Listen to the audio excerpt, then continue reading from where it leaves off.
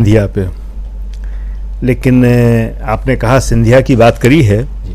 देखिए, सिंधिया जो हैं वो इस वक्त जो खेल रहे हैं वो मध्य प्रदेश की राजनीति को लेकर खेल रहे हैं।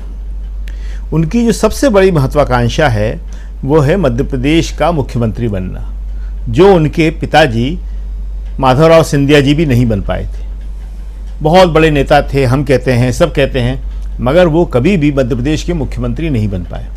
तो अब स्थिति वहाँ पे ये है कि करीब 18 साल हो गए हैं शिवराज सिंह चौहान को मुख्यमंत्री रहते हुए, और अब उनके पास कुछ नया करने को नहीं है। राहुल गांधी ने वहाँ इंदौर में जब यात्रा पे थे तो उन्होंने कहा था कि हम मध्य प्रदेश जीत रहे हैं। उन्होंने ये भी कहा था एक सवाल के जवाब में कि सिंधिया को वापस नहीं लेंगे, क्योंकि इन्होंने पैसे लेके कांग्रेस की सरकार गिराई है। तो एक तो सिंधिया उसका बदला ले रहे हैं कि जो राहुल ने कहा था कि मैं सिंधिया को वापस नहीं लूंगा, बड़ी सख्त बात कही थी इंदौर में, उन्होंने प्रेस कॉन्फ्रेंस में कही थी।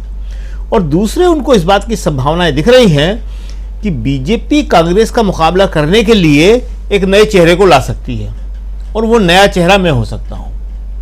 तो इसलिए वो जो हैं राहुल गांधी के ऊपर व्यक्तिगत हमले कर रहे हैं, जो इससे पहले जब से वो बीजेपी में गए हैं कभी नहीं किए। और आप मज़ेदार बात देखिए कि जब आदमी की महत्वाकांक्षा होती है, लालच होती है, बदले की भावना होती है, तो वो क्या कहता है उसे शायद कुछ खुद नहीं मालूम होता। वो कह रहे हैं कि ये राहुल गांधी की व्यक्तिगत लड़ाई है।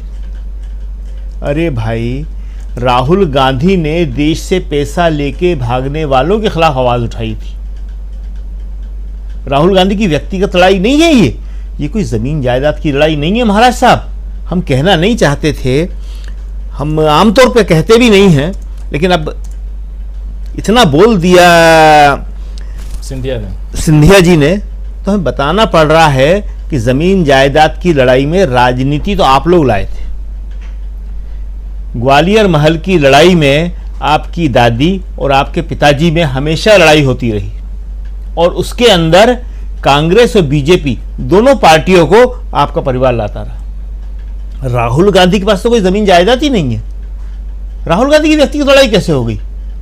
आप क्या सोच के बोल रहे हैं कि राहुल गांधी अपनी व्यक्तिगत लड़ाई में? अरे आपने अपनी व्यक्तिगत लड़ाई में क्या करा? फिर वही बात आती है कि अब सुनिए जी, कैलाश जोशी जो मध्य प्रदेश के सबसे पहले गैर बीजेपी के मुख्यमंत्री बने थे 1977 में, बड़े सीधे आदमी थे। जैसे आजकल हम कई बार इस संदर्भ में नाम लेते हैं तो यहाँ बीजेपी की राष्ट्रीय राजनीति के संदर्भ में कहते हैं राजनाथ सिंह जी हैं, तो कैलाश जोशी बड़े सीधे राजनीति के माने जाते थे।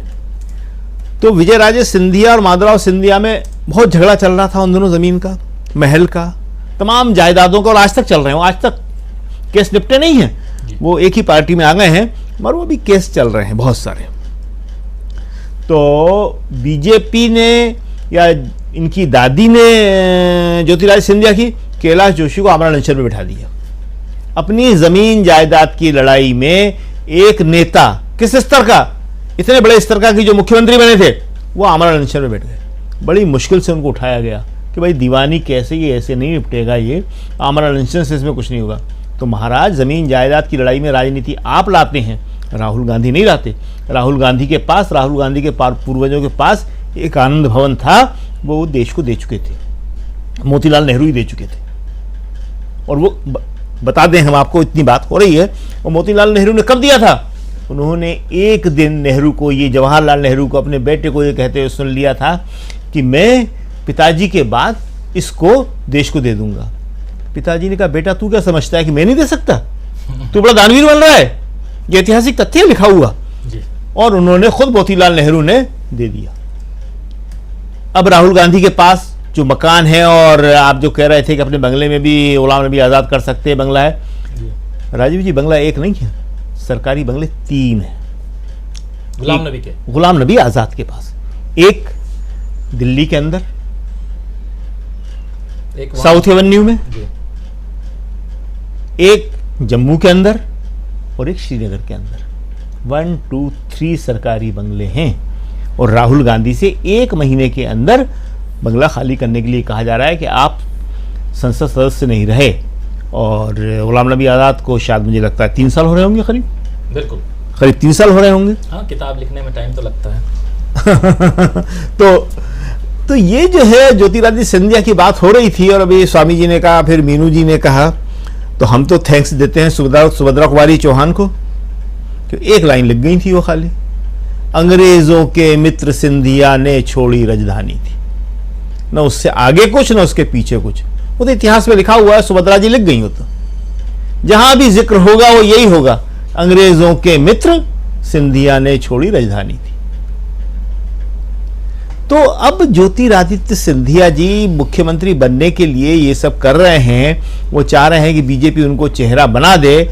इसके लिए वो किसके ऊपर आरोप लगा रहे हैं? उस शख्स के ऊपर जिसने कितने लोग पार्टी छोड़ के गए। 9 साल में, 10 साल में राहुल आए थे 2004 में पॉलिटिक्स में। उसके बाद से राहुल ने कभी नहीं कहा, सिर्फ एक आदमी के लिए राहुल ने कहा कि ज्योतिरादित्य ये तो वो हैं जो मेरे घर कभी भी आ सकते थे।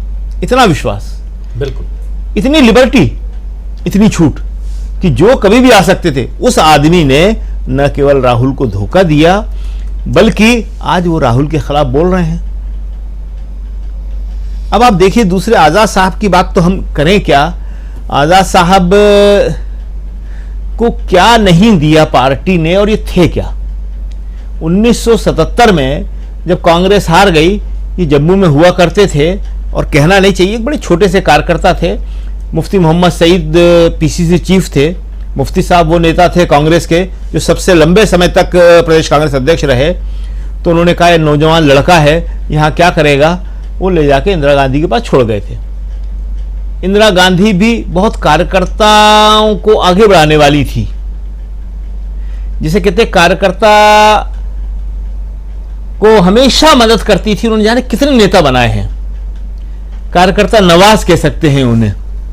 तो उसके बाद महाराष्ट्र से उन्हें चुरा उड़ाया, जितवाया। जम्मू कश्मीर से तो हमें अच्छी तरह याद है, ये 96 या 97 में फारूक अब्दुल्ला की मदद से राज्यसभा सदस्य बने थे पहली बार। 96-97 का चुनाव था, नेशनल कॉन्फ्रेंस ने वोट दिए थे इनके, और तब ये बने थे। तो गुलाम नबी आजाद हमेशा जनरल सेक्रेटरी रहे, हमेशा केंद्र में मंत्री रहे, सारी सुविधाएं रही इनके पास। और अब राज्यसभा में उस दिन रोए ये कि अब मुझे कांग्रेस राज्यसभा नहीं दे रही है। कांग्रेस के पास खुद राज्यसभा नहीं है किसी के पास, किसको देगी कांग्रेस। तो इस स्थिति में ये सिंधिया हो, चाहे गुलाम नबी आजाद हो, जयराम ने अच्छा बोला है। जयराम का जो है वो अच्छा है कि ये सर्वाधिक लाभ पाने वाले बेनिफिशियरी थे दोनों के दोनों, और हम उदारतावश इन लोगों के बारे में कुछ बोलते नहीं थे। गुलाम नबी आजाद ने बोला था, ये कांग्रेसियों को भी याद नहीं रहता, इनकी याददाश्त भी थोड़ी कम है, इन्हें बाबा रामदेव की कोई जड़ी बूटी खाना चाहिए। कांग्रेस में रहते हुए इन कांग्रेसियों ने उनको कांग्रेस मुख्यालय में बुलाया था प्रेस कॉन्फ्रेंस करने के लिए। देख लें जरा, अगर सुन रहे हो, वे सुनते नहीं है ये लोग। बाद में आपकी जो जितना भी है सारा उसको बोलते हैं ये लोग, मगर सुनते नहीं है। खैर, तो कांग्रेस मुख्यालय में गुलाम नबी आजाद के शब्द थे, बेचारी सोनिया। कितना खराब शब्द है, बेचारी सोनिया। सोनिया बेचारी नहीं हो सकती। सोनिया लड़ने वाली महिला है। सोनिया हमेशा लड़ी और आज भी लड़ रही हैं। वो बेचारी कैसे हो सकती हैं? वो दया की पात्र नहीं हो सकती। उन्हें दया की पात्र बनाने की गुलाम नबी आजाद ने कोशिश करी थी। तो उन्होंने सही कहा कि उदारतावश हम इनको बहुत कुछ करते रहे। और जैसा कि आपने बताया था कि अभी मनीष तिवारी ने, जो काफी लंबे अरसे बाद कांग्रेस ने उन्हें बुलाया था, और जब उनसे पूछा तो उन्होंने प्रतिक्रिया नहीं दी, सिंधिया पे दी उन्होंने। गुलाम नबी आजाद पे कहा, नहीं अभी किताब आ रही है, मैं देखूंगा, पढ़ूंगा, वगैरह वगैरह। तो आज जरूरत इस बात की है कांग्रेस को कि कांग्रेस जो चले गए हैं उनको तो पहचाने। अभी भी उनके अंदर जो लोग बैठे हुए हैं, अभी कम नहीं है ऐसे लोग। आप ये मत समझिए, जिस दिन जरूरत पड़ेगी मोदी जी कांग्रेस के अंदर बैठे हुए लोगों से भी राहुल के खिलाफ बुलवा लेंगे, और फिर उसके बाद वो बोलते हुए कांग्रेस से अपना इस्तीफा दे देगा। तो आज की तारीख में कांग्रेस को ज्यादा सावधान रहने की जरूरत है, क्योंकि जिस जयचंद का जिक्र अभी स्वामी जी कर रहे थे, वो जयचंद यहां भरे हुए हैं। और इनका एक ही काम है कि किसी भी तरह ज्यादा से ज्यादा सुविधा और सुरक्षा, कि मुझे कोई खतरा ना हो और मुझे अधिक से अधिक मिल सके। बिल्कुल सही कह रहे हैं आप। तो ये आज की स्थिति है और इसीलिए आजाद और सिंधिया बोल रहे हैं कि इन्हें अभी बहुत कुछ चाहिए, इनका लालच जो है भी खत्म नहीं हुआ है। जी बिल्कुल बिल्कुल सही कह रहे हैं। और लालच